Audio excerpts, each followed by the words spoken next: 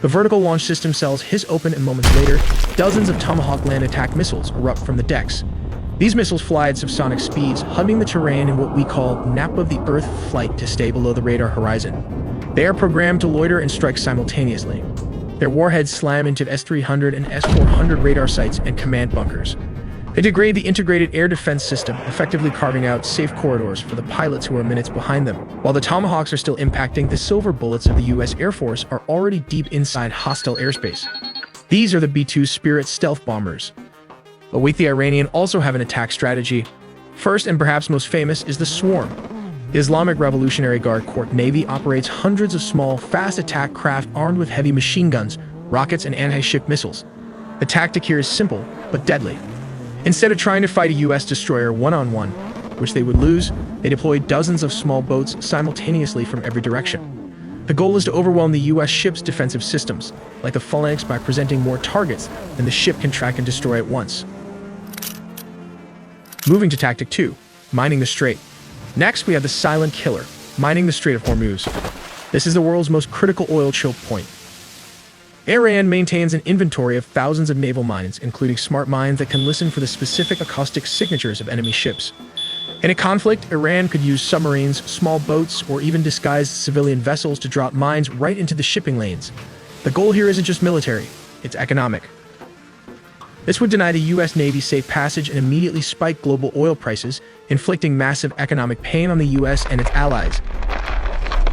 Here comes Tactic 3, the kill zone. Third is the geographic advantage, coastal missile batteries. The Iranian coastline is mountainous and rugged, perfect cover for mobile missile launchers. The regime also employs shoot-and-scoot tactics using truck-mounted cruise and ballistic missiles. They fire a missile and immediately move to a new hiding spot before the U.S. can strike back. This effectively turns the Gulf into a kill zone, where U.S. ships are under constant threat of fire from land with nowhere to hide. Tactic 4. We have the ambush threat, midget submarines. The Persian Gulf is actually quite shallow, which makes it difficult for massive U.S. nuclear submarines to operate. However, it is perfect for Iran's fleet of diesel-electric mini-subs, like the Ghadar class. These small subs can sit silently on the seafloor, waiting for a target to pass overhead before firing torpedoes. It's a surprise ambush tactic designed to damage high-value assets, like carriers or destroyers, while remaining almost impossible to detect by sonar. These small but stealthy diesel-electric submarines, designed for operations in the shallow waters of the Persian Gulf, pose a significant threat to U.S. aircraft carriers.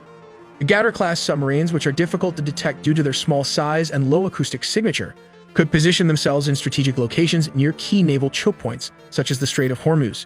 By waiting in ambush near expected carrier movements, Ghadar-class submarines could fire a coordinated torpedo strike, targeting the hull and propulsion systems of U.S. carriers.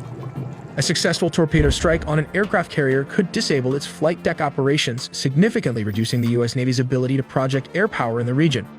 Additionally, these submarines could lay underwater mines in critical sea lanes, forcing U.S. warships into predetermined ambush zones where Iranian missile and drone attacks could follow up. Tactic 5.